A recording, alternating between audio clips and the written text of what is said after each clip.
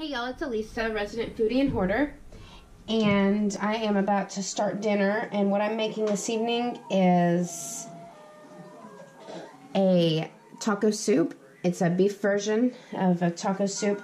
It is a super easy recipe, and it's way forgiving.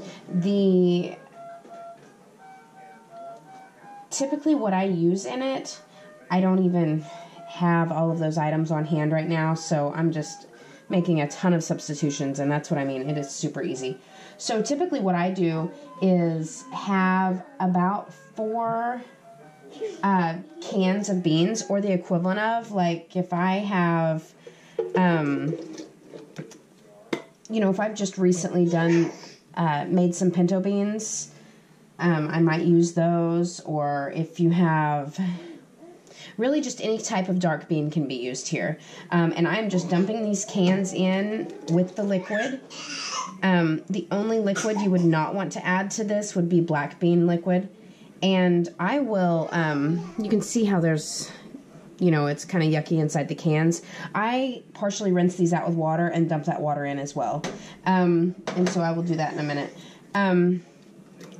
Yeah, so what I'm using today are, looks like 2 cans of dark red kidney beans, a can of light red kidney beans, and then I will be using this black beans. However, I have not drained it yet, so I am going to rinse these off. I'm going to drain them and rinse them in the sink before I toss the black beans in. Okay, so here are my drained and rinsed black beans that I'm throwing in.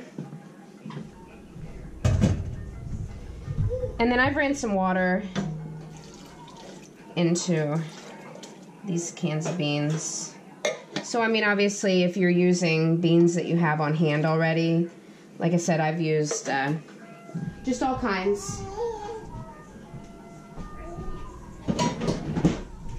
If you're using any that you've had on hand, you would want to go ahead and be adding some water in here. So, after adding the beans, the next thing that I typically add is a can of Rotel.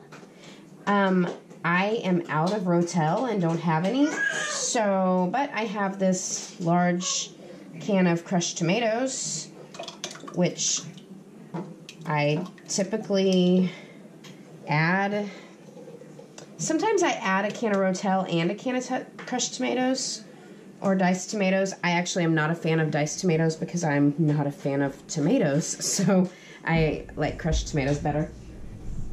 So that was a super large can to add, but again, this recipe is really forgiving, so I don't want to be stuck with a half a can of crushed tomatoes, so I added the whole thing.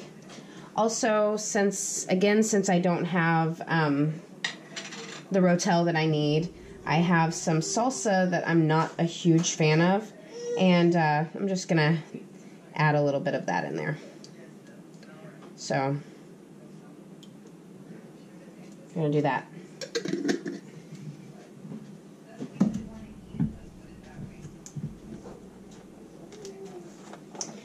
The next thing that you'll need is some taco seasoning. If you were using a packet of taco seasoning, you would just go ahead and use the whole packet.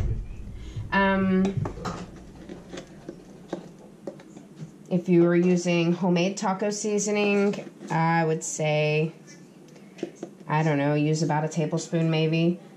I'm putting in a couple of tablespoons of taco seasoning that I have on hand.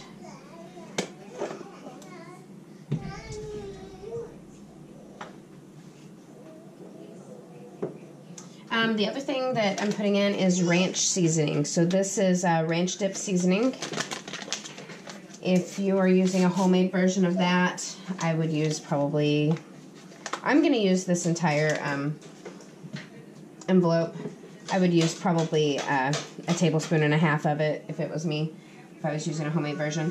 What I'm going to do with this, instead of just dumping it into my soup, I'm going to put it in a cup and add some hot water to it, because it doesn't mix in very good. So I'm going to put some hot water in here and mix it beforehand. I have some hot water here that has heated up in my kettle or my water boiler, which I have mentioned before is absolutely my most favorite thing in my kitchen. It's the most useful, I feel like.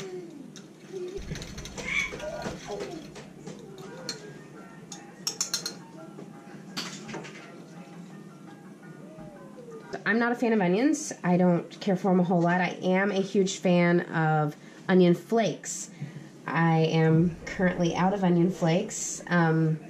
As you know, the Pantry Challenge, I am definitely recognizing the ingredients that I need to be better stocked on. I have used up all of my onion flakes, and I've also used up all of my Thrive Life chopped onions. So I have no dehydrated onions, no freeze-dried onions. I actually do have some freeze-dried onion slices, but again, since I'm not really a fan of onions, I definitely don't want to just drop giant large pieces of onion in here. So I'm gonna go with onion powder, and I'm just gonna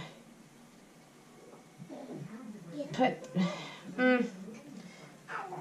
less than a teaspoon, definitely. So just a little bit in there. And again, you can put just as much as you want in there. The other thing that I'm going to put in is, this is some Thrive Life freeze-dried beef, so hamburger meat. And that was a oxygen absorber that I had in there. And I'm not going to add any water because I have plenty of water in there. So just throwing it in as is. And I'll decide later on if I feel like I need some more in there. And if I do, I will probably add some more. Just depends on how it goes. The only other thing that I will be adding to this meal will be hominy, which I will add at the end because I do not want it to just completely fall apart. You know, I'm just going to let it simmer for a little while. And just probably 20 minutes before I'm about to eat it, I'm just going to add in an entire can of hominy. Okay guys, so I just took the lid off and tasted this taco soup, and I thought it tasted awesome. So I'm going to go ahead and add the hominy. You know, we're probably just going to eat this here in just a few minutes. So anyway, I could stand to use a little more meat in there, but I'm just going to leave it as is. There have been lots of times I've made this and have not had any meat to put in there, and so I just kind of left it as is. Anyway, again, this is a super easy recipe. If you don't have something or don't like it, leave it out.